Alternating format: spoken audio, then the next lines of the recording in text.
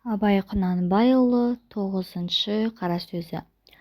Осы мен өзім қазақпын. Қазақты жақсы көрем бе, жек көрем бе? Егер жақсы көрсем, қылықтарын қосасам керек еді.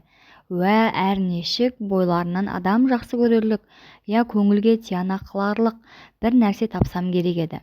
Соны не үміт үзбестікке, не онысы болмаса мұнысы бар ғой деп көңілге қуат қылуға жаратсам керек еді. Ондайым жоқ.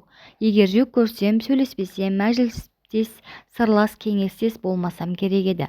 Тобына бармай не қылды, не болды демей жату керек еді.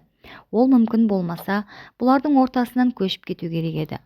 Бұларды жөндеймін деуге, жөнделер, үйренер деген үмітім де жоқ. Бұлардың бірі де жоқ. Бұл қалай? Бұл айтқанның бірін тұтпай болмас еді. Мен өзім тірі болсам да анық тірі де емеспін. Әншейін осылардың ызасынан ба, өзіме өзім ыза болғанымнан ба, яки бөтен себептен бе еш білмеймін.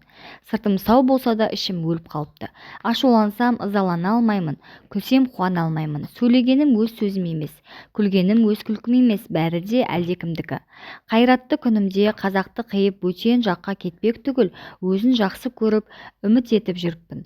Қашан әбден біліп үмітімді үзген кезде өзге жаққа барып жатты өз қылып үйір боларлық қайрат жалын сөніп те қалған екен.